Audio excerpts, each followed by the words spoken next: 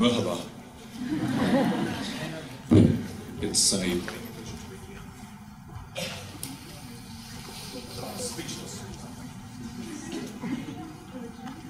Şimdi merhaba dedi.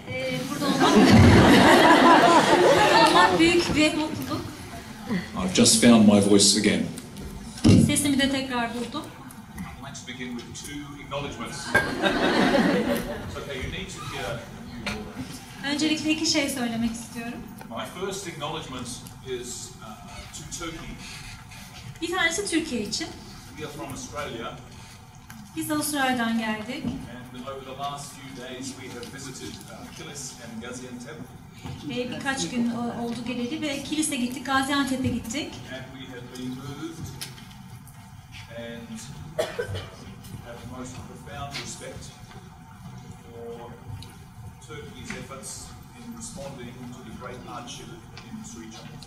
Bölgede yaşanan zorlukların çaresi olmak için Türkiye'nin harcadığı bu müthiş çabayı görmek bizi hem duygulandırdı hem de gerçekten memnun etti. Yani biz buraya geldik ama sizden bir şeyler öğrenmeye geldik.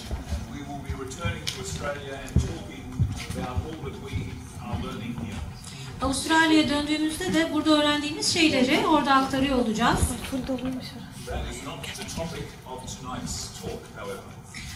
Tabii ki bu akşamki buluşmamızın konusu bu değil. And my second acknowledgement is to the organisation of the student psychologists.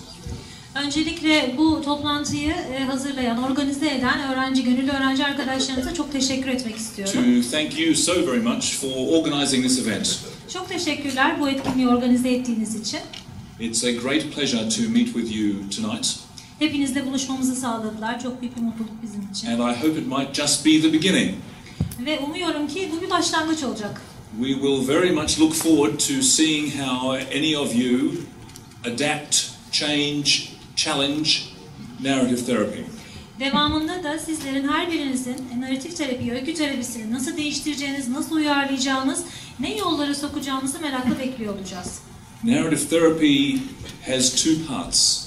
Öykü terapisinin 2 kısmı var. On the one hand, it's a body of work developed over 30 years.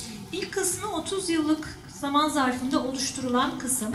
But on the other hand, it's something that's continually changing. İkinci kısmı da sürekli değişen kısım. And it's continually changed by people such as yourselves. Sizin gibi insanlar tarafından değiştirilen, eklenen. I might share some things tonight, and there might be some that you are interested in. Bugün paylaştıklarımın bir kısmı sizlere ilginç gelebilir. But other parts you might say, but we need to do that totally differently here. Başka kısımlarıyla alakalı da ama bunu böyle değil de tamamen farklı yapmamız gerekli diyebilirsiniz. We need to change this or adapt this. Hani uyarlamamız gerekli, değiştirmemiz gerekli gibi şeyler de olabilir. And they're the parts that are most exciting to us. Zaten bizim için aslında en heyecan verici kısımlar da o kısımlar. Forming cross-cultural partnerships. Kültürler arası köprüler, ortaklıklar oluşturmak. And continually inventing new practice. Ve uygulamayı sürekli yeni şekillerde yeniden uyarlayarak icat etmek. So they are the 2 acknowledgements with which I wish to begin. Bu 2 notla başlamak istedim. It's a great pleasure, çok pleasure to be here. Burada olduğum için çok memnunum. Çok memnunum. Cheryl, would you just like to get up and say hi? Cheryl, sen de bir kalkıp merhaba demek ister misin? Oh, Cheryl is here and saying hi. Cheryl da burada size merhaba diyor. Because we only have a short time. Süremiz kısıtlı olduğu için. Cheryl has asked me to speak. Cheryl benden rica etti, benim konuşmamı istedi. But hopefully some of you will have a chance to speak with Cheryl afterwards. Etkinlik sonrasında umuyorum bir kısmınızın kendisiyle konuşma imkanı olur.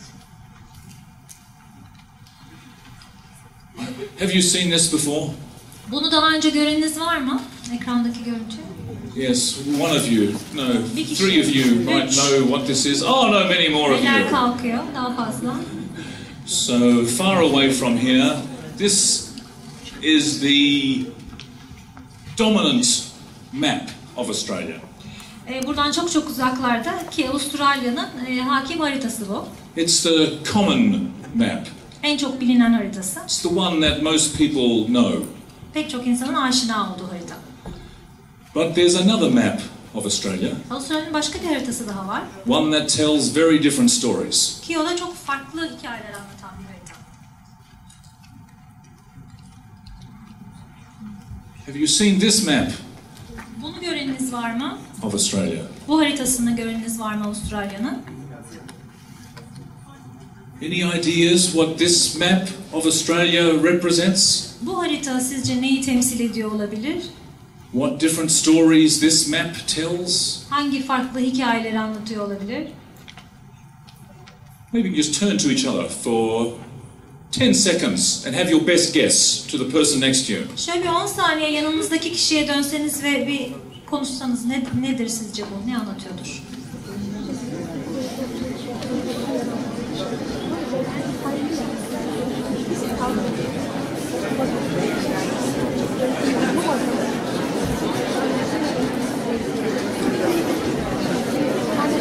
Yes? Buyurun.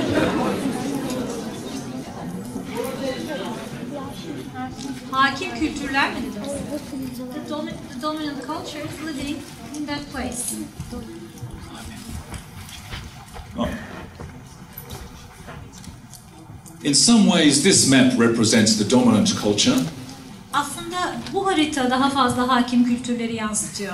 The white European culture Beyaz of ve Australia. Avrupalı kültürü Avustralya'nın. And represents a history of about 200 years. Ve yaklaşık 200 yıllık bir tarihe tekabül ediyor. This map represents the original peoples of Australia. Bu haritada ise Avustralya'nın yerlileri var. Hundreds and hundreds of nations. Ve yüzlerce farklı ülkeden gelmiş olan insanları var. Hundreds of different languages. Yüzlerce farklı dil var. 50,000 years. 50.000 yıllık bir tarihten bahsediyoruz.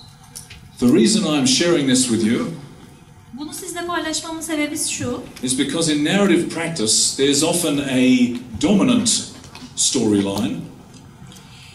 Şu sebeple paylaşmak istedim çünkü narratif terapide de, öykü terapisinde de bir hakim hikaye vardır. The commonly known storyline of a person's life. Bir insanın hayatına dair ana hikaye. But there'll always be other storylines as well. Ama ilaveten başka hikayeler de hep vardır. Narrative therapy is an approach for work with individuals, families, couples, entire communities. Narratif terapi şöyle işliyor. Bireylerle, çiftlerle,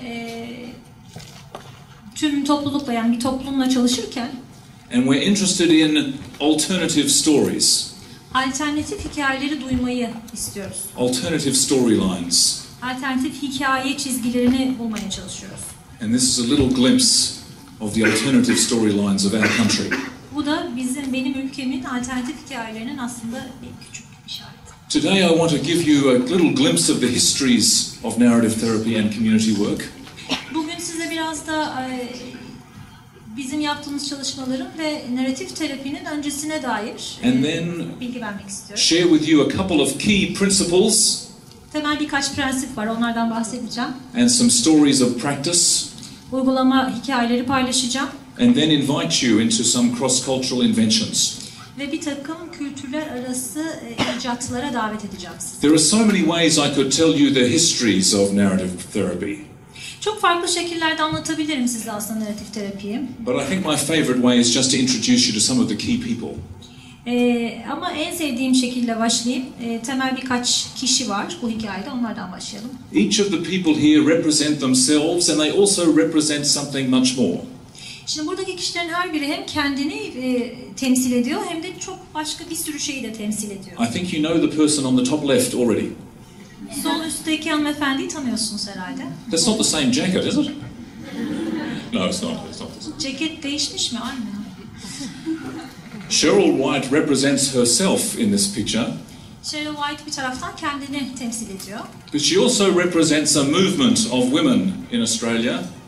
Aynı zamanda Avustralya'daki kadın hareketini temsil ediyor. Who tried to challenge therapy in Australia. Bu yerleşik terapi anlayışını karşı yeni bir şey geliştiren bir hareket. Narrative therapy emerged out of family therapy. Aile terapisinden çıktı narratif terapi. And in the 1980s, a very strange thing was happening in family therapy. 1980'lerde aile terapisinde çok enteresan bir şey oluyordu Avustralya'da. It didn't matter what the problem was in the family. Ailede sorunun ne olduğu hiç önemli değildi. Could be any problem at all. Herhangi bir şey olabilir. It always had the same cause, according to the professionals. Sorun ne olursa olsun profesyonellere göre sebep hep aynıydı. Always the same cause of the problem. Hep aynı sebep. Sorun ne olursa olsun. Any ideas what that could have been? Neydi? Ne olabilir sizce? O hep aynı sebep. Lack of communication. No.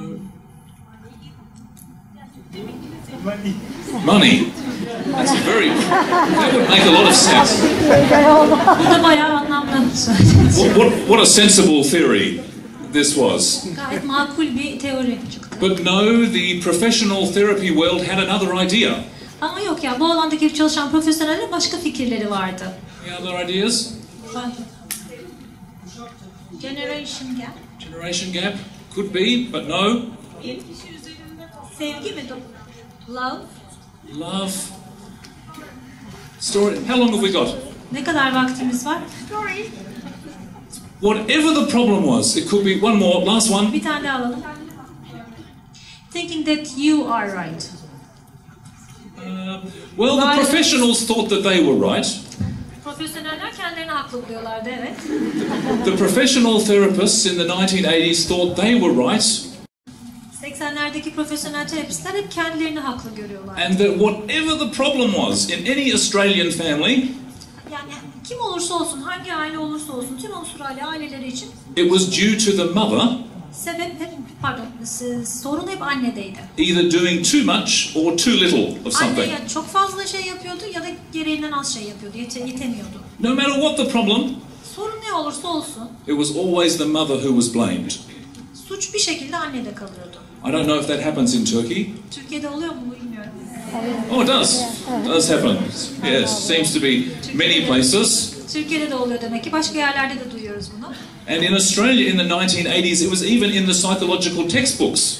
80'lerde bu o kadar yaygındı ki Avustralya'da psikoloji kitaplarına bile girdi.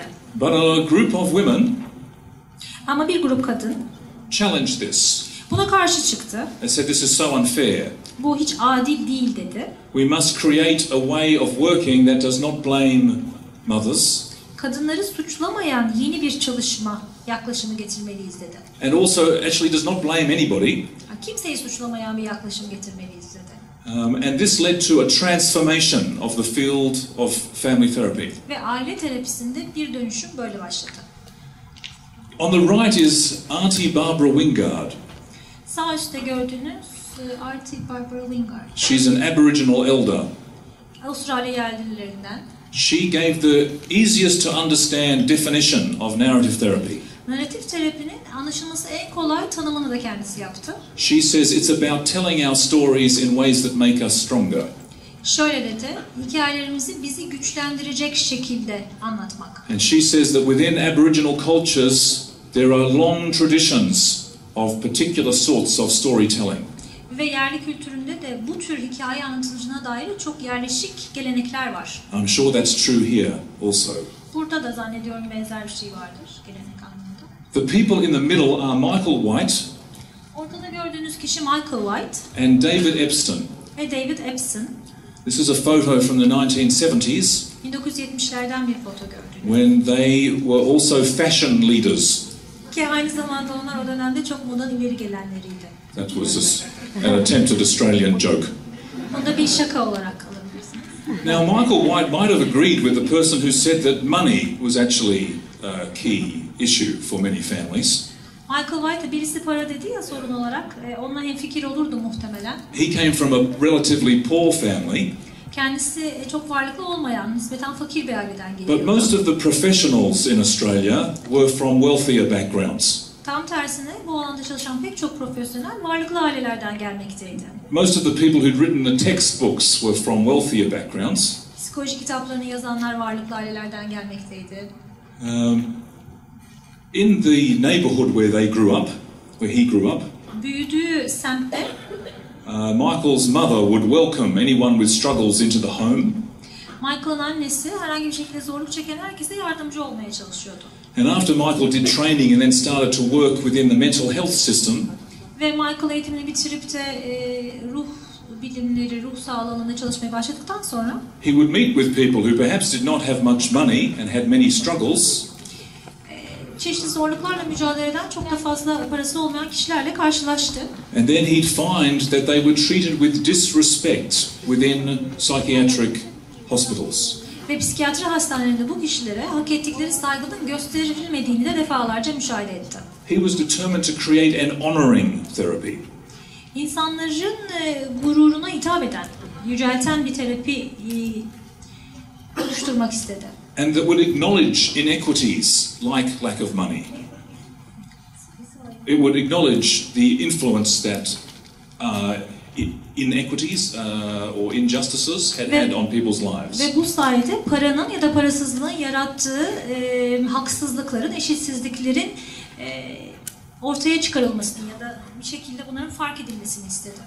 David Epstein had great hair. He was also an anthropologist. David Epstein'ın saçları harika görüyorsunuz. Aynı zamanda bir antropolog kendisi. Before he became a therapist. Terapist olmadan önce. Which brought a very different understanding to his therapy work. Ki o tecrübesi de terapi çalışmalarına çok farklı bir bakış açısı sağladı. And the three people at the bottom here, alt tarafta gördüğünüz 3 kişi, Flora Tuhaka, Charles Waldegrave and Taimali Akiwi Tamasisi, you don't need to translate, isimlerini duydunuz. were from the Just Therapy team in New Zealand. Yeni Zelanda'da Just Therapy isimli bir grupta. Just Therapy because they wanted to bring together therapy and justice. Just Therapy İngilizce'de şöyle bir oyunlu bir kelime. Justice'ten geliyor, yani adaletli terapi gibi.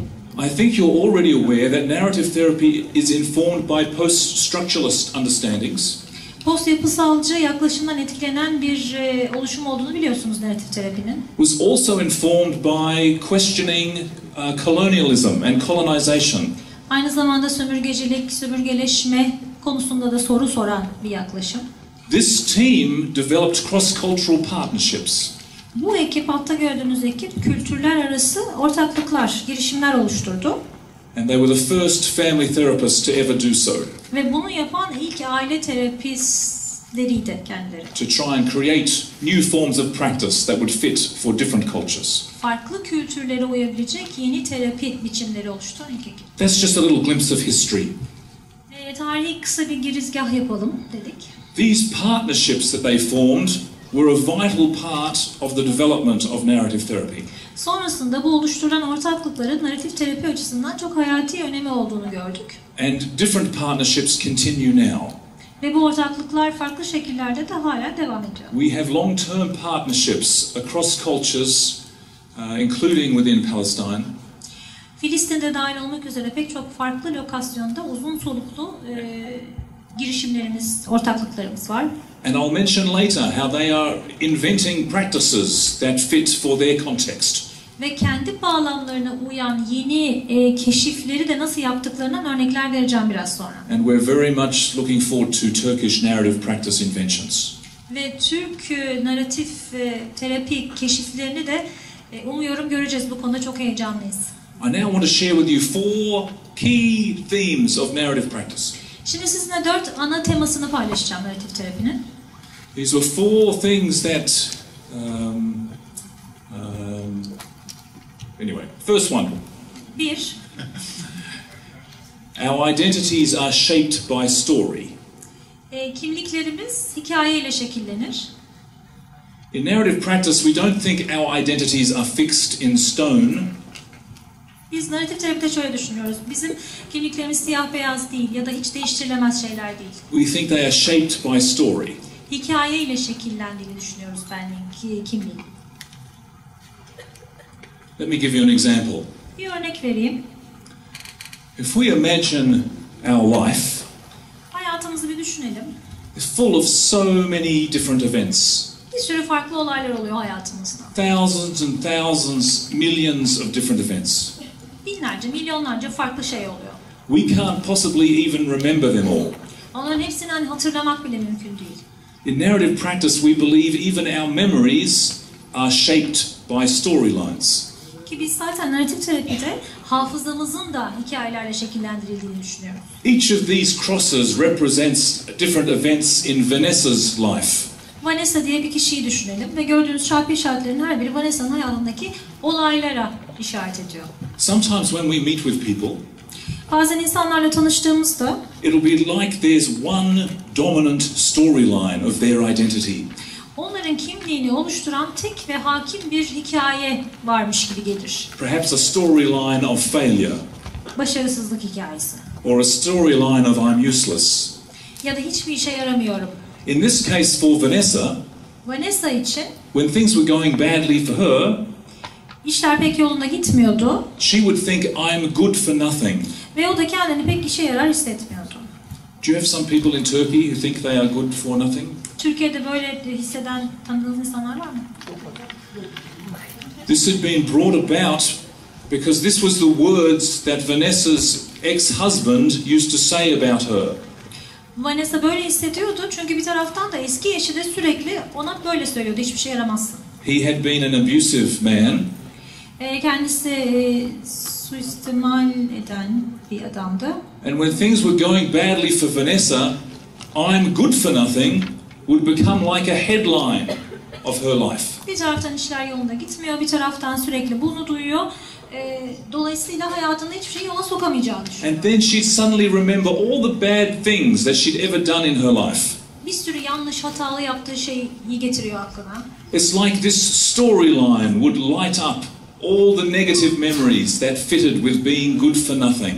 Bütün olumsuz hatıralarla oluşturulmuş böyle bir hikaye çizgisi düşünün. It's like a dominant storyline of her life. Bir hakim hikaye çizgisi tüm hayatını özetlediğini düşünülüyor. Does that make sense? Yakın geliyor mu size? A dominant storyline of identity. Hakim bir hikaye çizgisi. But in narrative practice, we do what's called double listening. Ama biz narratif terapide çifte dinleme dediğimiz bir şey yapıyoruz. İkili dinleme. So we listen out for this first storyline. Bir taraftan hakim hikaye var. But then we're double listening. Bir de ikili dinliyoruz. Bir şey daha var. We're listening for events that don't fit that storyline. Bu hakim hikayeyi aslında pek uymayan, onun biraz dışında kalan. They might be very small at first. Küçük olabilir, çok zor görülebilir ilk başta. But they'll be openings to a second storyline. Ama bunlar küçük kapılar gibi, o ikinci hikayeyi girmemizi sağlayacak kapılar gibi. For Vanessa, için whenever she calls her sister, mesela ne zaman kardeşini arasa, kız kardeşini, her sister Salome answers the phone. Kardeşinin ismi Salome, açıyor telefonu. And she says, "Oh, Vanessa, is that the kindest person I know?" Vanessa'ya tanıdığım en nazik insan diyor. That's an opening to a second storyline. Mesela bunu size anlattığımda bu aslında bir kapı, ikinci bir hikaye çizgisinin giriş kapısı. We've learned that Vanessa treasures kindness. Vanessa'nın nezakete önem verdiğini anlıyoruz. Despite the hardship she has been through, she's held on to this value and skill of kindness. Mesela bu bütün yaşadıklarına rağmen bunun hala kalbinde bir önemi var, önem verdiği, değer verdiği bir şey. At first, that's just one dot on this map. Bu koca haritada başta küçük bir çarpı işareti belki. In narrative practice, we use all of our skills Biz işte narratif terapide tüm becerilerimizi kullanıyoruz ve to turn these small openings bu küçük kapıları into a rich second storyline. daha zengin ve ikinci bir hikaye çizgisini oluşturmakta kullanıyoruz. We explore the history of kindness. O nezaket dediğimiz şey varsa mesela onun tarihini anlamaya çalışıyoruz. How has Vanessa held on to this kindness? Vanessa nasıl olmuş da onu muhafaza edebilmiş mesela? Who introduced it to her? Kim bunu hayatına katmış Vanessa'nın? And this second storyline starts to develop. Ve o noktadan itibaren bu ikinci hikaye çizgisi oluşmaya başlıyor. In this case, her dog, Rusty, is involved. Mesela burada köpeği var, Rusty. Rusty de işin içinde. So is a school teacher. Eski okuldan öğretmenleri.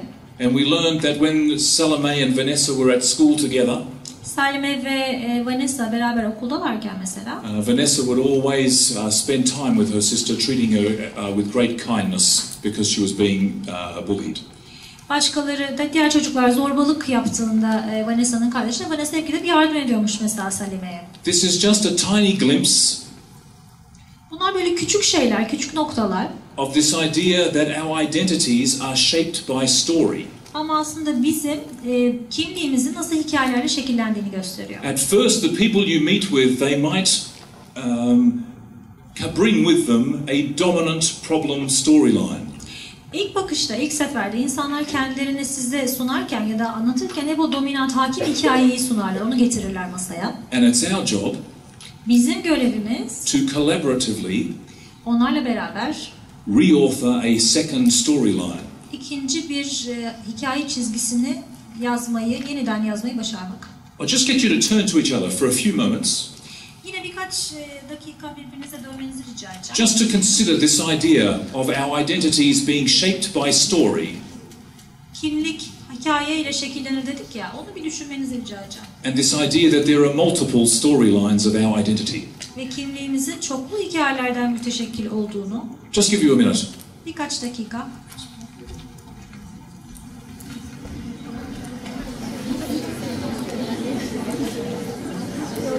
Kıymetli misafirler, özellikle sahnenin sol ve sağ tarafında oturan katılımcılarımızı, arzu edenleri sahneye davet etmek istiyoruz. Zannediyorum arka tarafta çok ciddi bir yoğunluk oluştu.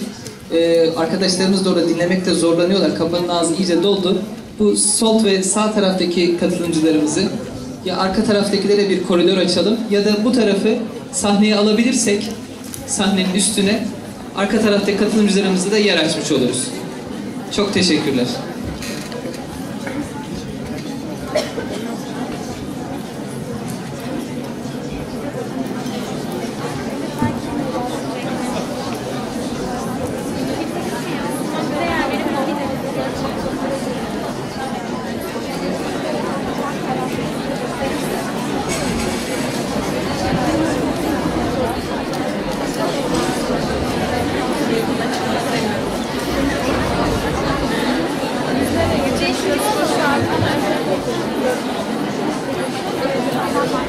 Evet, özellikle kapının ağzında kalan kıymetli misafirler, koridordan şuradan gelebilirsek veya sağ taraftaki arkadaşlardan da istirham edelim.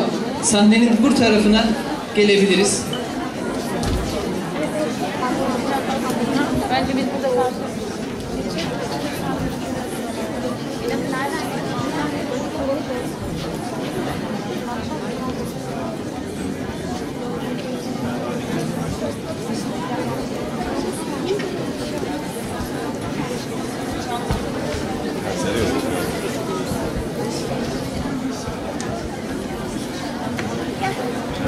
This is much better.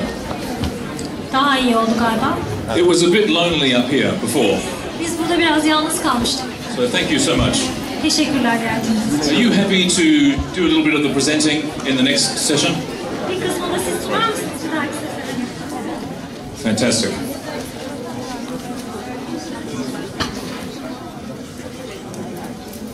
So for those of you who have just come in, Yeni gelenler için we've only introduced one of the key concepts so far. 4 temel kavramdan bahsetmiştik. 4'ün ilkini söyledik sadece. This idea that our identities are shaped by story, Ki o da şu, kimliklerimiz hikayelerle şekillenir. and that is often a dominant problem-saturated story, Genelde bir tane hakim bir problem hikayesi vardır. and we're working to create a richer second storyline of identity. Biz kimliği şekillendiren alternatif ve daha zengin bir hikayeyi de bulmaya çalışırız. And we do this by linking different events Bunu yaparken de hayatımızdaki farklı olayları bağlantılandırıyoruz. across time Zaman içerisinde yürütüyoruz. according to a plot. According to? A plot. A theme. Bir tema, bir konu dahilinde ilerletiyoruz. The theme or plot of Vanessa's problem storyline was good for nothing. Vanessa için ilk verdiğimiz örnekte hiçbir işe yaramam fikri vardı. Ana hikaye buydu. But the plot for the second storyline is the kindest person that Salome knows. İkinci hikayenin ana teması ise Salome'nin sözleriyle tanıdığım en nazik insan. Okay, that was the first idea. İlk prensip, ilk temel prensip bu. Do you think that idea could be relevant in Turkey? Türkiye'de de sizce bunun karşılığı var mı? Maybe. Okay, we'll go on to the next one. See if the next one's relevant. İkinciye geçelim. This next idea was a key breakthrough back in the 1980s. 1980'lerde bu çığır açan bir fikir oldu. Who was born in the 1980s? 80'lerde doğan var mı aramızda? Quite a lot of people here were born. Might have been around the time you were born. This idea popped out as well. Sizin doğduğunuz yıllarda muhtemelen bu fikir de doğdu. I'm going to share a story of work with a child. Sizlerle bir hikaye paylaşacağım, bir çocukla alakalı. It's a child called Richard. Richard isimli bir çocuk. And Richard was being described by people as a fearful child. Richard'ı tanıyanlar onu korkuları olan bir çocuk olarak tanımlıyorlar. Or a scared child. Korkuları olan. Or a timid child. Biraz çekingen. He wasn't wanting to go to school anymore. Okula gitmek istemiyor artık. He was having terrible nightmares that were affecting his sleep. Çok kötü kabuslar görüyor geceleri, dolayısıyla uykusu kötü. And he was developing some strange habits that he needed to do before he could go on with regular daily life. Ve günlük hayatında yapması gereken şeyleri yapmadan önce böyle tuhaf alışkanlıklar geliştiriyor. Şunu yapmam lazım, bunu yapmam lazım. That's actually very appropriate that you threw that chair. You'll see why later. O sandalyeyi devirmeniz de iyi oldu. Niye olduğunu biraz sonra söyleyeceğim. In the video I'm about to show. So thank you. Gösterince. It's very appropriate. Gayet uygun oldu bağlama. Describing Richard as a scared child or a timid child locates the problem inside Richard. Şimdi Richard'ı korkuları olan ya da çekingen bir çocuk olarak tanımladığımızda sorunu Richard'ın içine koymuş oluyoruz. So often when people have difficulties, the person is described as if they are the problem. Genelde de zaten bir kişi herhangi bir sorun yaşarken sanki o sorun o kişiymiş gibi ya da kişi sorunmuş gibi anlatılır. This happens in families, in schools. Ailede, okulda. But also in the professions. Ama mesleki uygulamada da böyle olduğunu görüyoruz. Sometimes we receive a lot of training in order to locate and define people as problems. Ki bu bazen bayağı bir hani eğitimle destek şekillenen bir süreç olabiliyor. Kişiyi sorun olarak tanımlamaya iten. Narrative therapy tries to do something else. Narratif terapi farklı bir şey yapmaya çalışıyor. Narrative therapy is famous for the phrase, Narratif terapinin meşhur bir sözü var. the person is not the problem is the problem. Sorun kişi değil, sorunun kendisi. Amazing, isn't it? Harika. I realize you see the profound significance of that statement. Bunun ne kadar manalı olduğunu görüyorsunuz. But unfortunately, all too often, people are still seen as problems, aren't they? Ama yine de çoğu zaman kişileri sorun olarak görmeye devam ediyoruz. Anyway, Richard and his mother came to see Michael White. Richard'a dönelim. Richard ve annesi Michael White'a geliyorlar. And I'm going to show you this small video clip. Size küçük bir video göstereceğim. In the first meeting, Richard described how he was having trouble sleeping. İlk buluşmada Richard uykuyla alakalı sorunlarını anlatıyor. And he used the word fear. Korku kelimesini kullanıyor. So Michael externalized the fears. Michael da korkuyu dışsallaştırıyor. He wasn't talking about Richard as a fearful boy. He was asking about what the fears were up to. Richard'ı korkuları olan bir çocuk olarak tanımlamaktan ziyade korkunun neler yaptığını anlatmasını istiyor. And he discovered that the fears were keeping Richard awake at night. Ki zaten o korku ya da korkular Richard'ın uyuyamamasına sebep olan sorun. Michael asked Richard to draw the fears. Michael sonra resim yapmasını istiyor, korkuyu çizmesini istiyor. We don't always do this. Ki her zaman yaptığımız bir şey değil. But in this situation, Richard drew the fears. Sonra Richard resmini çiziyor. And they looked very frightening. Ki gerçekten de çok korkunç görünüyor. Michael said he wasn't surprised that these fears would be keeping Richard awake at night. Michael da bunu görünce hani bunu ben de görsem beni de korkuturdu, uyutmazdı diyor. In fact, he even asked, do you think they're keeping the neighbors awake as well? Komşular da acaba bundan dolayı uyanık yani uyuyamıyor olabilirler mi diye soruyor. This might seem a bit of a strange question, Tuhaf bir soru. but we'll come back to it. Geri döneceğiz bu soruya.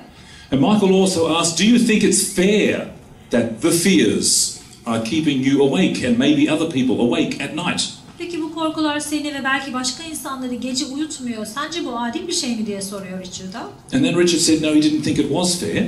Yok, hiç adil değil diyor. But they probably didn't understand. Ama herhalde anlamıyorlar bunu diyor. They probably just needed an education. Eğitilmeleri gerekli korkuları He's diyor. quite a generous boy, this Richard. Çok tatlı bir çocuk. So Michael asked, well, how might you educate the fears? Peki nasıl eğiteceğiz bu korkuları diye soruyor Michael. And Richard had these drawings. İşte çizimler yapıyor Richard. So he said, maybe I could make a box and I could put them in the box. Mesela bir kutu yapabilirim ve korkuları içine koyabilirim. And I could put the lid down and then they wouldn't be able to frighten people at night. Kutunun kapağını kapatırım, sonra korkular orada kalır ve kimseyi korkutmaz diyor. And Michael said, would you leave them in the box all the time? Hep kutunun içinde mi kalsın korkular diyor. And he said, no, that would be cruel. Yok, o da çok zalimce olur diyor Richard. Just at night time. Sadece geceleri girseler. Let them out again Sonra in the morning. Çıkarlar sabah. So this was in the first meeting. İlk buluşma böyle geçiyor. Now I'm going to show you a small clip from the second meeting. İkinci buluşmadan bir küçük video göstereceğim size. Although I might need help. You'll soon see him. Göreceksiniz şimdi videoda. Maybe about 8. 8 yaşlarında. Richard has vanished. Richard kayboldu Can arkadaşlar. someone help me find Richard? Bana Richard'ı bulun. He might have gone into the box. Kutuya girdi galiba.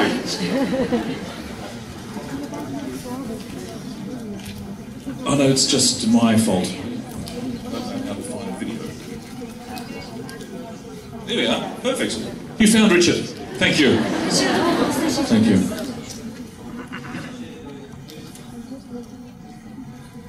Play.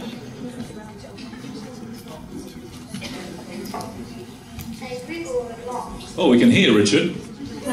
Sesini duyabiliyoruz Richard. I don't think it's that. I just think it's a set. Yes.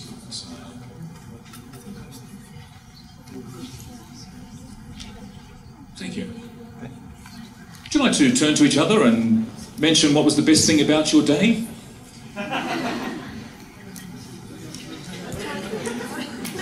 Birbirinize dönüp gününüzün nasıl geçtiğini konuşabilirsiniz. Just for a moment.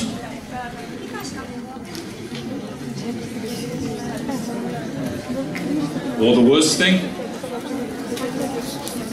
Ya da en kötü ne oldu bugün mesela, gününüzü mahveden bir şey varsa.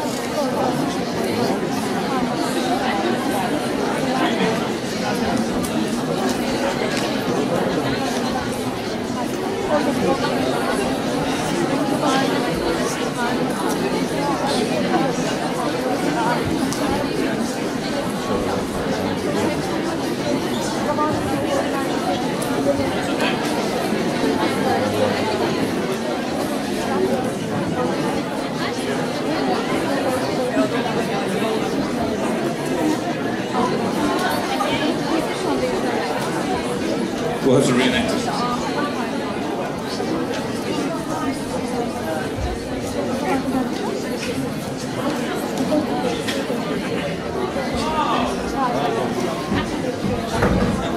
Perfect.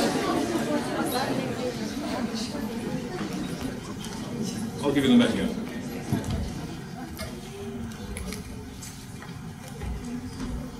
No, I don't. I just brought it up for fun.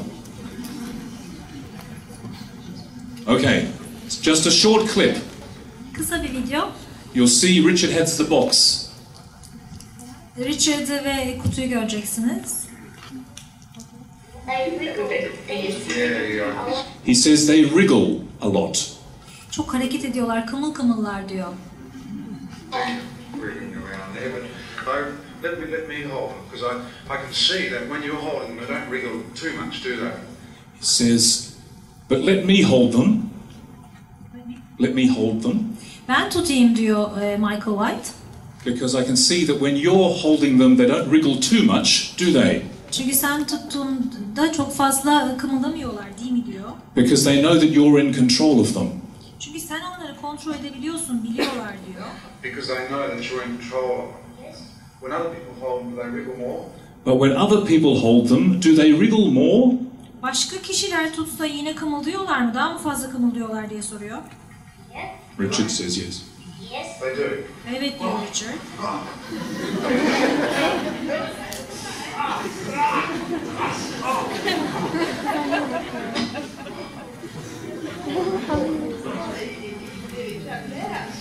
Boy, they sure. Bit of a dramatic pause there for a minute. Gayet dramatik bir poz görüyorsunuz. It's lucky you came along. It's lucky you came along. It's lucky you came along. İyi ki sen geldin, kurtardın diyor Michael White. Oh, look, it's already coming out. He says the hardest ones are the flying fears.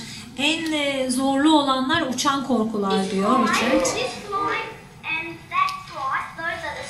Those are the strongest ones. Onlar en güçlü olanlar diyor. It's lucky that you came along. It's lucky you came along. İyi ki sen geldin. Yeah. Not trying to sneak out, have they? Yeah, you really have taught them a lesson. He says that'll teach them. You really have taught them a lesson. Bayağı iyi bir ders verdin diyor Michael White. Haven't you, eh? Mum has a good idea. Annenin iyi bir fikri var. Oh, they don't have a chance, do they, eh? They don't have a chance now. Üstüne oturunca hiç artık şansları kalmadı diyor. So you can see why your chair maneuver was so relevant.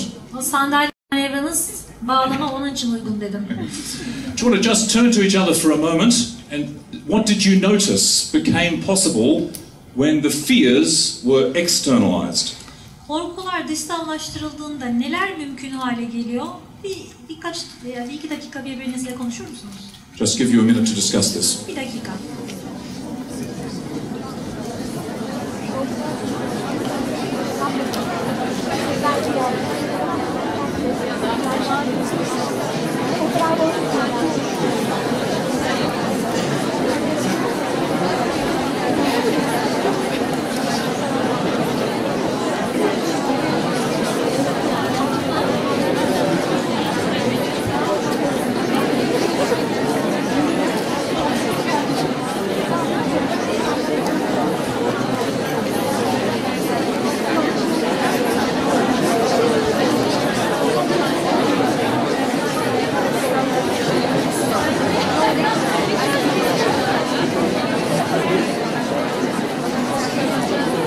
Okay. Any thoughts from any of my co-facilitators, co-teachers? Bir paylaşmak isteyen var mı sahnedeki arkadaşlarımızdan mesela? What did you notice? Ne gördünüz, ne gözlemlediniz? Kontrol edilebilir bir şey haline geliyor. Because Richard had named the problem, Richard sorunu isimlendirdiği için the fears, korkular olarak it was in his language. kendi dilinde isimlendiriyor. Because Richard had then drawn them and explained them, Sonra işte resimlerini çiziyor, anlatıyor, izah ediyor. then it was possible for Richard to come up with some ways of controlling the fears. O sayede de o korkuları kontrol edebileceği bir yol açılıyor. Narrative therapy is about enabling people to name their own problems in their own language. Zaten narratif terapide de insanların kendi sorunlarını kendi dillerinde isimlendirebilecekleri yolları açmak. And then using our skills to assist people to develop their own responses to control or address the problems. Ve biz becerilerimizi kullanarak pratisyenler olarak o sorunlara cevaben geliştirecekleri tepkileri bulmalarını sağlamak. We don't always fall off our chairs. Her zaman sandalyeden düşmemiz gerekmiyor. And we don't even always draw the fears or draw the problem. Bir sorun, korku neyse onun resmini çizdirmemiz de gerekir. This was work with a child, Burada bir çocuk söz konusu olduğu so it's için also engaged with children's culture. o çocuğun kültürü ya da diline yaklaşmak söz konusu. And in Australia, in children's culture, drawing things, wriggling, This is part of children's culture. Avustralya'da çocuk kültürü dediğimiz şeyin içinde işte resim çizmek, o kımıl kımıl dediğimiz şeyler çok olduğu için. This is just one example of externalizing. Bu dışsallaştırmanın bir örneği. It also happens with adults and therefore not in childlike ways. Çocuksu olması gerekmiyor, yetişkinler için de kullanılıyor. But the best part about this story is yet to come. I'm about to tell you. Hikayenin ilk kısmını sona sakladım, anlatacağım şimdi. Richard did manage to educate the fears. Richard korkuları eğitmeyi başarıyor. His sleep got better. Uykusu çok daha iyi oluyor. And he was happy to go back to school. Okula dönüyor, mutlu oluyor okula dönmekten. And just before he went back to school, he was awarded a certificate. Okula dönmeden önce de bir sertifika veriyorlar Richard'a. Narrative practitioners like certificates very much. Narratif terapistler sertifikaları bayağı seviyor. This was a special certificate.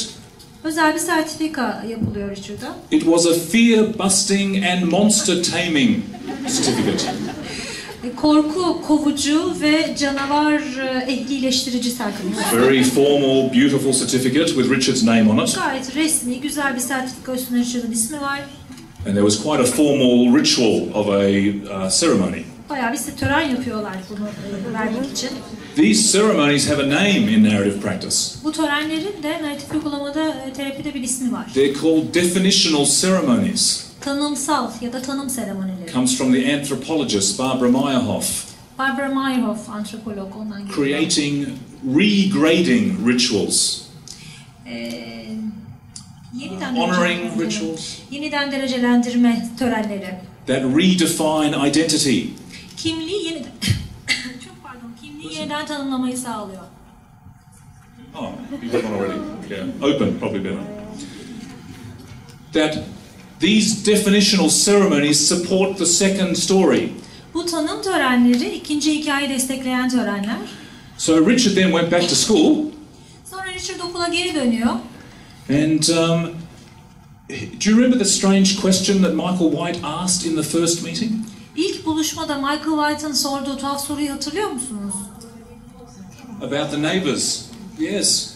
Komşularla alakalı. So maybe because of that question, o sorudan belki de they didn't locate the problem in Richard. Sorunu Richard'da aramaktansa It located the problem out in the social world. Dış dünyaya, sosyal dünyaya götürüyor sorunu. Then when Richard went back to school, he asked other children. Sonra Richard okula geri döndüğünde diğer çocuklara soruyor. Are the fears keeping any of you up, awake at night? Bu korkulardan dolayı uykusu kaçan var mı içinizde diyor. And what do you think he discovered? Ve ne buluyor sizce? He did. The fears were keeping other children awake. Bir sürü başka çocuk da aynı korkulardan uykusu kaçıyor. So Richard said, look, I have a way of educating the fears. Sonra Richard onlara diyor ki, yani ben bir yol buldum korkuları eğitmeyi sağlayan. I have this box. Bir kutum var benim diyor. If you would draw your fears, siz de kendi korkularınızı kaleme alırsanız, you can give them to me. Resme dökerseniz bana verebilirsiniz. I'll take them home. Eve götürürüm. Put them in my box. Kutuma koyarım. Bring them back the next day. Sonra sabah getiririm size. This meant that Richard became the first co-president Bu da Richard'ı of the Fear Busting and Monster Taming Association. Korku savucu ve canavar ehlileştiriciler derneğinin başkanı yapıyor. It's a little bit of a difficult name, that one. It hasn't finished. Biraz zor bir isim ama daha bitmedi. Of Australia and New Zealand. Avustralya ve Yeni Zelanda başkanı. Now, do you see that when the problem is externalized, sorun böylelikle dışsallaştırıldığında it can reduce shame, kişinin utanç duymasını engelliyor, azaltıyor. It can enable all the family members to come together tüm aile üyelerinin bir araya gelmesini sağlıyor. To try and reduce the influence of the externalized problem. O dışsallaştırılan sorunun etkisini bu şekilde azaltılmasını sağlıyor. And it can even mean that once people find solutions, they can then make contributions to others. Çünkü kişiler sorunlara çözüm çare buldukça diğer insanlara yardım edebilecek konuma da geliyorlar. Now I mentioned in Gaziantep Gaziantep'ten bahsettim konuşmanın başında. that the Fear Busting and Monster Taming Association of Australia and New Zealand O uzun dernek var ya, o dernek has currently lapsed. It's not active. şu anda aktif değil, pasif durumda. So I was just wondering whether the next president Derneğin bir sonraki başkanı might come either from Gaziantep or from Istanbul. Gaziantep'ten de İstanbul'dan çıksa ne güzel olur. So perhaps you could be on the lookout Siz de gözünüzü dört açın. for possible next presidents. Uygun adaylar için. Okay, this was externalizing the problem. Bu sorunun dışsallaştırılması. This was an example with a child. It looks very different with adults. Bu bir çocukla alakalı bir örnek. Yetişkinlerde çok farklı tabii ki. Some papers about externalizing have been translated into Turkish, so Dışsallaştırma ile ilgili bazı makaleler they can be Türkçeleştirildi made available. ki onlara da ulaşabilirsiniz. Do you want to just turn to each other for 30 seconds 30 saniye birbirinize about whether you think externalizing could be relevant in your practice? dışsallaştırma sizin kendi uygulamanızda nasıl kullanılabilir dersiniz.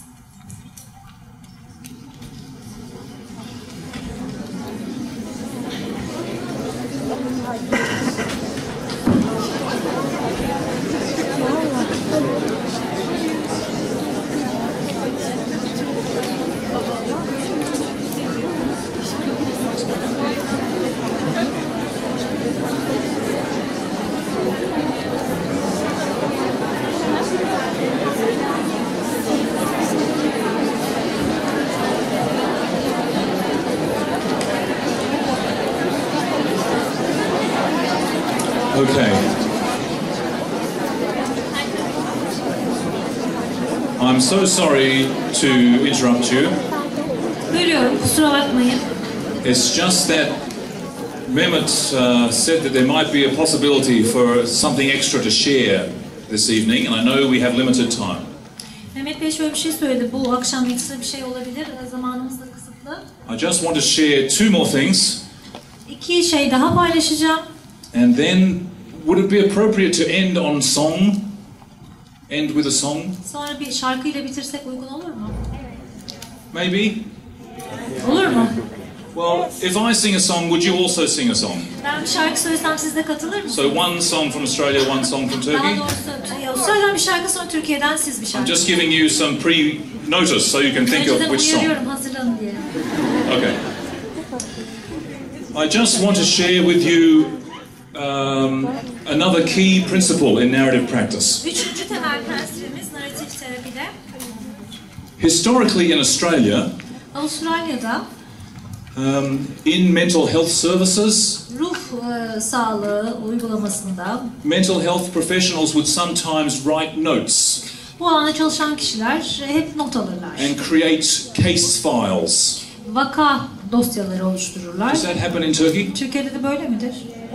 In Australia, particularly in mental health services, every single word in those files Ruh sağlığı çalışanların hazırladığı bu dosyalardaki her kelime is often negative. olumsuz kelimelerdir. It's an extraordinary achievement in a negative way by professionals. Yani bu hani çok olumsuz bir şey ve çok olumsuz, olağan dışı bir başarı bu profesyoneller adına. Michael White was working in a psychiatric hospital, Michael White bir psikiyatri hastanesinde çalıştığı dönemde and some people there had very big files. bazı kişilerin çok geniş dosyaları olduğunu gördü. Michael would never read these files. Ki hiç okumadı, hiçbirini hiç okumuyordu. He said he would learn what he needed to learn by talking to the person directly. Zaten kişiyle ilgili öğrenmem gerekenleri o kişiyle doğrudan konuşarak öğrenirim der. But he would sometimes weigh the file. He would? He would sometimes weigh it. Sorry, I yelled into the microphone. He would sometimes weigh the file, put it on a scale.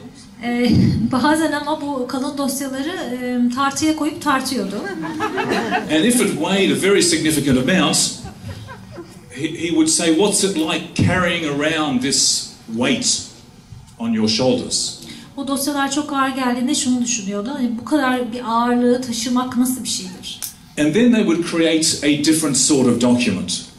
Sonra kendi farklı dokümanını oluşturur. A document that rescued the person's skills. Kişinin becerilerini kurtaran, Or some of their hard-won knowledge, what they'd learnt through hardship. kişinin yaşadığı zorluklarla edindiği şeyler, öğrendiği bilgiler. And it was a collaboration.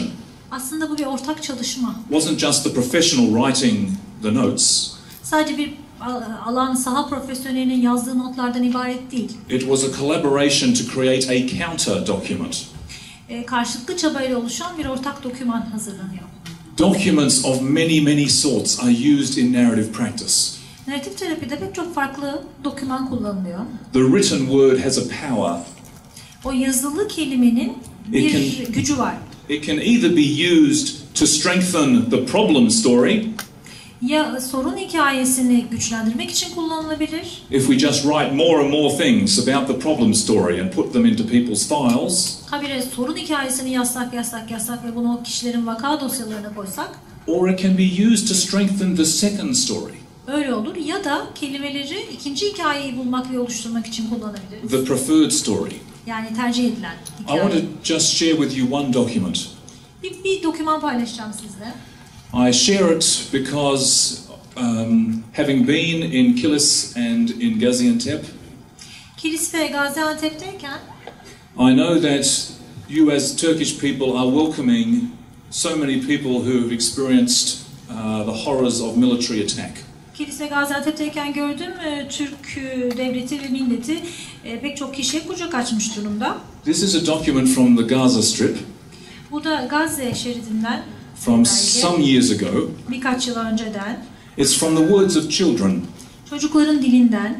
A narrative therapist, Sue Mitchell, Sue Mitchell isimli bir narratif terapist. was working with children who were finding it hard to breathe because they were so scared after military attacks. Gazze'deki askeri saldırılardan çok korktukları için nefes almakta zorluk çeken çocuklarla çalışıyor.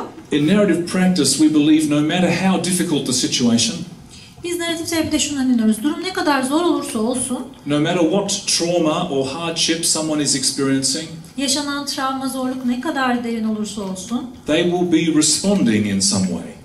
Kişi bir şekilde buna cevaben bir şeyler yapmıştır. To protect themselves or to protect others. Kendini korumak için, diğerlerini korumak için bir cevap geliştirmiştir. These small skills are very significant to us as narrative practitioners. Bu küçük becerilerin bizim için önemi yüksek. And here's an example. Bir örnek vereyim. These are how to manage the effects of a military attack. Bir askeri saldırının etkilerini nasıl yönetmek gerektiğine dair. From the children of the Aydini family. Aydini ailesinin çocuklarının yazdığı. Their first ideas are about what to do during a military attack. Sol tarafta gördüğünüz kısım saldırı esnasında ne yapılması gerektiği. It's important to support each other, to catch each other. Birbirini kollamak, tutmak önemli. These are the children's words. Bunlar çocukların kelimeleri bu arada. Look at each other's faces. Birbirinizin yüzüne bakmak gerekir. If you see that someone is distressed, talk to him or her. Eğer sıkıntılıysa yanınızdaki kişi ona konuşun. To keep your mind on the future. Geleceği düşünün. Imagine the day when you'll be safe again. Tekrar emniyette olacağınız günü hayal edin. If you have no food, yemeğiniz yoksa açsanız, remember Ramadan. Ramazan'ı hatırlayın. It's possible to go for long periods without any food or drink. Yemek ya da içmek olmadan uzun süre dayanabilir insan. And practice patience. Ve sabırlı olmaya çalışın. They also had ideas about what to do after the attack. Sağ taraftakiler de saldırı sonrası için. Make sure you have times to be together and laugh. Beraber olabileceğiniz ve gülebileceğiniz anlar yaratın. Talk together. Birlikte konuşun. Invent games that make you laugh and help you breathe. Gülmenizi sağlayacak ve nefes almanızı sağlayacak oyunlar bulun. Keep studying. This is a good way to fight. Ders çalışmaya devam edin. Mücadele etmenin iyi bir yoludur bu. Practice patience. Patience is the key to well-being.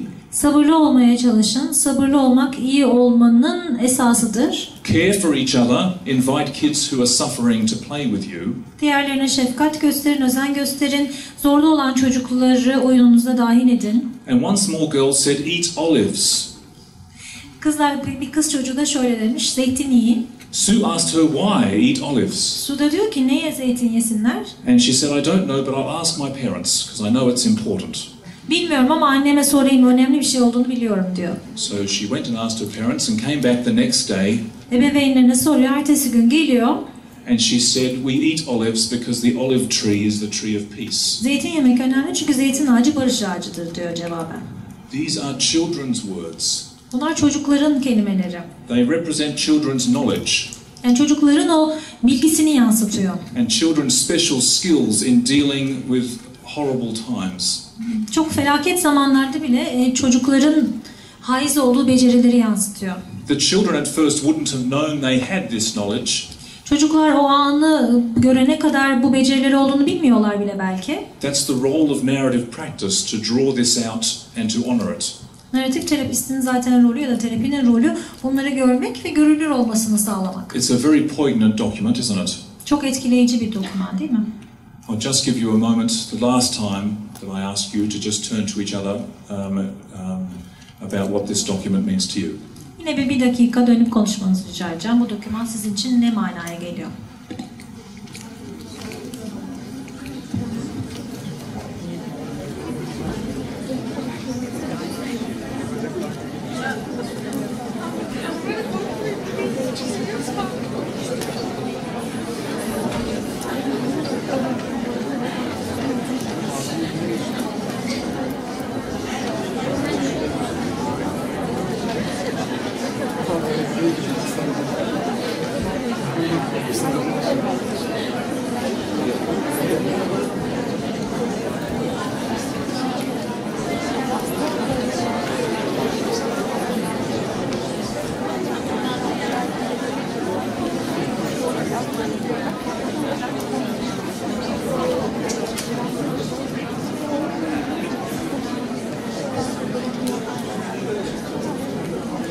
Okay.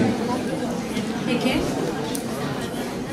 So far I've tried to share with you the idea that our identities are shaped by story.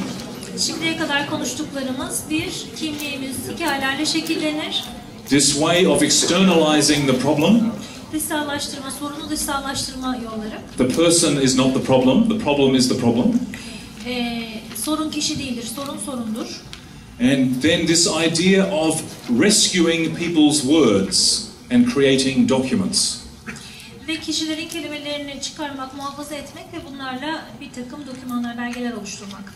I just want to mention this idea of cross-cultural inventions. Dördüncüyü de biraz bahsetmek isterim dördüncüden. Kültürler arası keşifler. Kiwi, Taimalie Kiwi Tamasisi, the woman who I showed you the picture of on the early slide.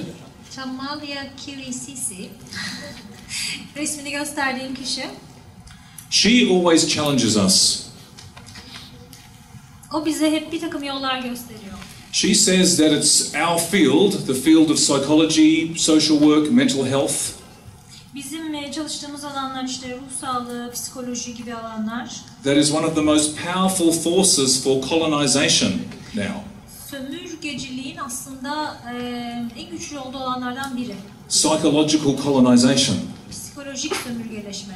Ideas from one culture being imposed or taken up in other cultures that can inadvertently colonize. Bir kültürün fikirlerinin empoze edilmek yoluyla ya da bilmeden kabul edilmek yoluyla başka bir kültürü sömürgeleştirmesi.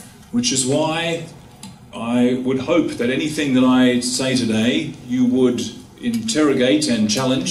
Dolayısıyla bugün söylediğim her şeyi kendi sorularınızla bir sorgudan geçirmenizi tercih ederim. And perhaps reinvent for your context. Yeniden keşfedin, yeniden icat edin kendi bağlamınız dahilinde. In some contexts, the idea of therapy or talking in the first person about your life to a stranger. Mesela bazı kültürlerde ya da bazı bağlamlarda siz hikayenizi birinci tekil şahıs kullanarak bir yabancıya is a very strange idea. Anlatmak fikri sizin için çok tuhaf bir fikir olabilir.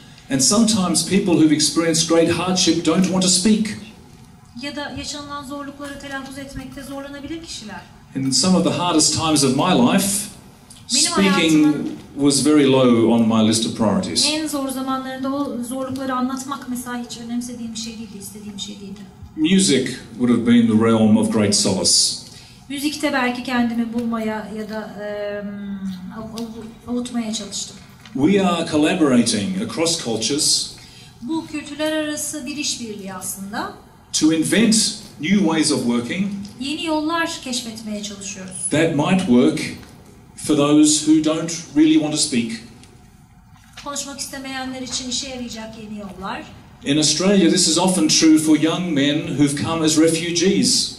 Mesela Avustralya'da mülteci olarak gelen genç erkekler için uyguladığımız bir yöntem bu. These are a group of young men in that situation. Benzer durumdaki bir grup insan görüyorsunuz. Tony here on the right, middle right, Sağ tarafta gördüğünüz Tony, has learnt that life is better if he doesn't talk too much about what he went through. mesela yaşadıklarını anlatmadığı zaman hayatın daha iyi gittiği sonucuna varmış. In fact, he doesn't speak much even at home. Nitekim evde bile çok az konuşuyor. But he loves football. Ama futbola bayılıyor. Anybody like football in Turkey? Futbol seven var mı Türkiye'de? Some people like football, okay. Biraz var galiba. Most of the people like football, okay. Well, I might just mention this methodology. It's called the team of life.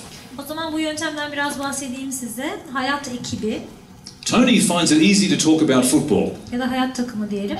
Tony için mesela futboldan bahsetmek daha kolay. It's about the only topic that's easy to talk about. Yani aslında konuşmayı kolay bulduğu tek başlık. And we developed this methodology to respond to young people who've been through war. Savaş yaşamış gençlerle çalışırken kullandığımız bir yol bu. The first step is to create your team sheet. Öncelikle bir takım kağıdı oluşturuyorsunuz. So think of your life as if it's a team. Hayatınızı bir takımmış gibi düşünün. If you thought of your life as a team, who would be the goalkeeper? Hayatınız bir takım olsa kalede kim olurdu kaleci? The person or people protecting your goals. Gollerin kaleye girmesini engelleyen. Tony said mum Tony annem diyor and God. ve Tanrı. Who would be your coach, the person who's taught you the most in life? Teknik direktör, antrenör kim olur? They might be alive or no longer alive. Hayatta olsun ya da olmasın. Who are the people who are helping you to go forward and score goals? They would be in your attack. Hücumda kim olur? I thought you were going to answer. That's your own life there.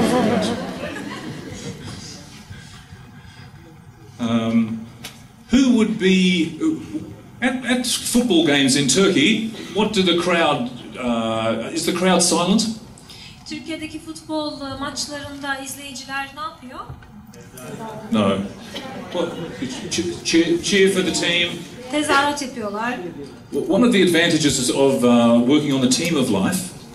Bu hayat takımıyla çalışmanın avantajlarından biri şu. This means I can go to any sporting event and it's a tax deduction. It's part of work.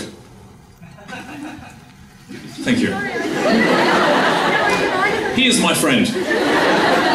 Please, come up, my friend. I'm sorry, I didn't get it. The Australian understood my joke. Salondaki Avustralya arkadaşımız The şakayı person anladı. translating who has perfect English Çevirmeniz did İngilizce not konuşuyor, understand my anlamadı. joke. But I'll try again. Tekrar deneyelim. One of the advantages of developing the team of life approach, Bu takım, hayat takımı yaklaşımını it means that any sporting event I go to can be a tax deduction, can be for work. faydalarından bir tanesi şu. Gittiğim herhangi bir spor müsabakasını vergiden düşebiliyorum. I've completely forgotten why I mentioned that.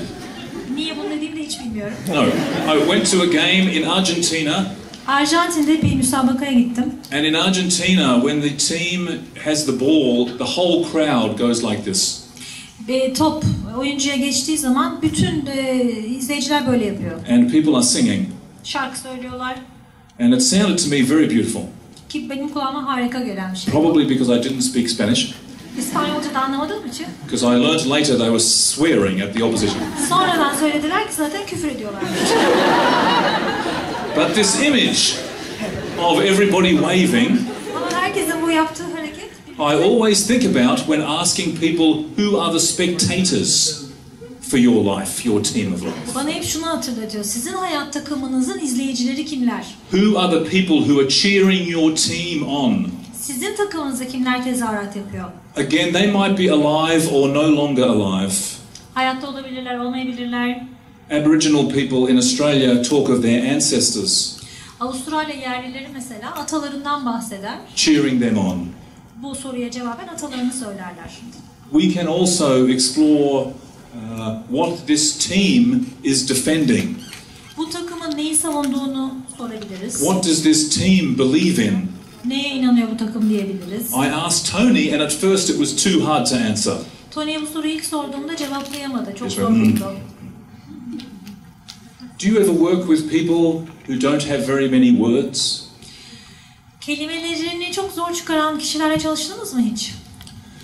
Tony did not have many words, Tony'nin çok az kelimesi vardı but mesela. I became like a commentator Sonra bir yorumcu haline geldi. and said this team has Mum and God as the goalkeepers. Ve dedi ki bu takımın kalecisi annem ve Tanrı olurdu. You have your mum and some other friends as cheering you on. Sonra yine anne ve bir takım bazı arkadaşlar tezahürat yapan taraftarlar arasında. What does this team believe in? Takım neye inanıyor diye sorduğumda, I'm not asking an individualistic question. burada bireysel bir soru sormuyorum bu arada. I'm asking a collective question. Kolektif bir soru soruyorum. What does your team believe in? Takım neye inanıyor diyorum. And second time round, Tony had an answer. İkinci soruşumda bir cevabı vardı. He said it doesn't matter if you lose, Kaybetsen de fark etmez. as long as you try your best. Elinden gelenin en iyisini yaptığın sürece kaybetsen de fark etmez. That was his philosophy. Felsefesi buydu. I asked him if he wanted to write it down. Bunu yazar mısın, yazmak ister misin dedim. He said, oh, Yok, istemiyorum dedi. it's hard to write in a new language. Yeni bir dilde yazmak zor. But I just sat with him and he took his time and he wrote this out. Sonra oturduk yavaş yavaş yazdık yine de. That's the first part in the team of life. Hayat takımının ilk kısmı bu şekildeydi. The second part is to create a goal map. İkinci kısım bir altın harita oluşturmak. Not a future goal, Pardon, bir hedef haritası oluşturmak yani. but a past goal that has already been achieved. Geleceğe dair bir hedef de değil, geçmişteki bir hedef, gerçekleşmiş bir hedef. The people we work with, Çalıştığımız kişiler, they will have achieved things that have never been honored. o güne kadar pek çok şeyi başarmış ama bunun karşılığında taltif edilmemiş olabilirler. Never even been noticed, Hatta hiç farkına bile varılmamış olabilir. let alone celebrated. Takdir edilmemiş olabilirler. When your team scores a goal, Takım gol In Turkey? attığında what do you do? ne yaparsınız? Oh, you're very, Tezahürat very olur, polite. değil mi? Çok naziksiniz. Score a goal and... Gol olduğunda küçük küçük alkışlar mısınız? Let me ask that question again. Tekrar When sorayım. your team in Turkey scores a goal, what does the crowd do? Gol attığında ne yaparsınız? Thank you. Okay. Teşekkürler. If I ask that question in Brazil, it's a very, very loud response. Brezilya'da sorsam cevaben salon yıkılır. We asked the young people to create their goal map. This was an achievement that their team had scored. Bu genç insanlara o hedef ve haritalarını oluşturmalarını istediğimizde böyle bir şey çıktı. Coming to Australia. Avustralya'ya gelmek. Mum passes to grandma, passes to brother, passes to me. Anneden büyük anneye gidiyordu. Oradan abiye gidiyor, oradan bana geliyor. Or staying together through hard times. Ya da bütün o yaşanan zorluklara rağmen bir arada kalabilmek. That was Tony's goal map. Tony'nin mesela hedef haritası o şekildeydi. We honoured this goal. Ve biz de bunu takdir ettik. In fact, we cheered Yaşasın dedik. even louder than you at the back there, Siz but de in that benden direction. daha yüksek sesle söyledik hatta. We cheered as this was reenacted. Tezahürat yaptık bize tekrar o anı yaşattığında. And it was fun, Eğlenceliydi but it was also profound ama aynı zamanda etkileyiciydi. because we later discovered that one of the figures on this map Çünkü sonra fark ettik ki bu haritadaki kişilerden bir tanesi is Tony's father who passed away in the war. Tony'nin savaşta ölen babasıydı. Tony would never have spoken about this openly and in the first person, Tony birinci tekil şahısta hiç böyle bir şeyi dile getirmek istemeyen birisi aslında. but he could talk through the metaphor of football. Ama futbol metaforu kullanıldığında o benzetmeyle bunu paylaşabildi. And then he could look to the future. Sonra da geleceğe bakalım. There are many other of these methodologies, Bu metodolojilerin, yöntemlerin pek çok farklı örneği var. including Nihaya Abu Rayyan's invention in Palestine Filistin'deki bu kişinin örneği olduğu gibi of the seasons of life. Yaşam mevsimleri, Other people who are better cooks than me use the recipes of life, yaşam tarifleri, daha yemek yapanlar için or the tree of life. ya da hayat ağacı. These were the 4 ideas I was hoping to share this evening. Sizlerle paylaşmak istediğim 4 fikir bu şekildeydi. Our identities are shaped by story, Kimliklerimiz hikayeyle şekillenir. externalizing the problem, Sorunun dışsallaştırılması, using the written word to honor people's skills, yazılı kelimeler ya da yazıya dökülen kelimeler yoluyla kişilerin takdir edilmesi, and finally this idea of cross-cultural inventions. son olarak da kültürler arası keşifler. I have no doubt that the Turkish narrative practice community is going to contribute many of these cross-cultural inventions. Türkiye'deki narratif terapi uygulayıcılarının da buna pek çok katkı sağlayacağına eminim. So this leaves us only with songs. Şimdi tek şarkı kaldı geriye. Have you worked out which song you are going to be singing? Hangi şarkıyı söyleyeceğinize karar verdiniz mi?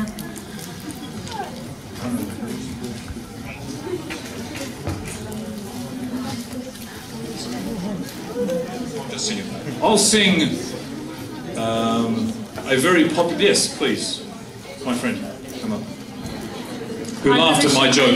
David Newman. David Newman's going to sing tonight. Karşınızda. Okay. So there are a lot of you and not many of us. Şimdi sizden çok var, bizden az var. So we are really looking forward to hearing you sing. Sizi daha çok duyacağız. But seriously, songs for in every culture Her ülkenin, her kültürün şarkıları are one of the key ways that people sustain themselves through hard times. kişilerin kendini zorluklarla mücadele ederken korumasını sağlayan şeylerden biri. We know that Turkey has been through hard times, Türkiye'nin de çok zor zamanlardan geçtiğini and biliyoruz. amongst many other ways, songs have played their part Ve şarkılar da bir şekilde o yaralara derman oluyor. in lifting up people's spirits. Bizi iyileştiriyor. This is a popular song in Australia, Bu Avustralya'dan You may have sevilen heard bir it. şarkı duymuş olabilirsiniz. and if so, please, please, please join us. Bildiğiniz bir şarkı ise lütfen ne olur katılın. That would make us chuk chuk chuk chuk chuk happy. Sizi çok mutlu eder. Once a jolly swagman camped by a billabong under the shade of a coolabah tree. And he sang as he sang and waited till his belly boiled. You'll come a waltzing Matilda with me. Oh, waltzing Matilda, waltzing Matilda.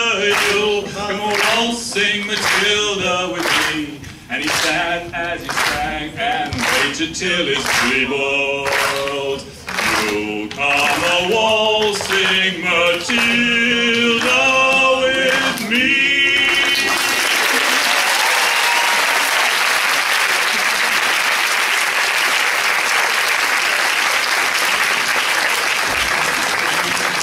Okay, just before we hand over to you, I'd like to acknowledge again the organisers of the psychology students for putting on this event. Thank you very, very much.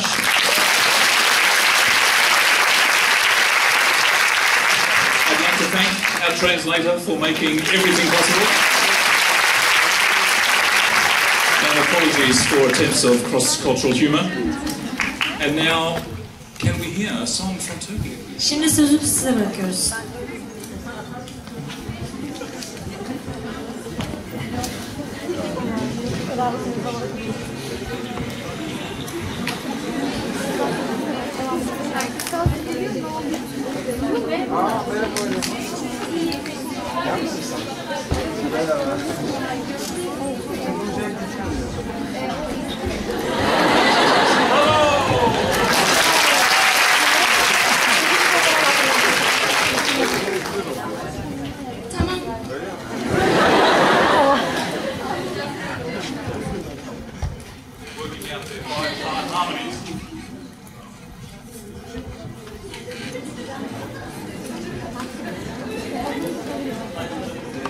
Sayın ben yemek için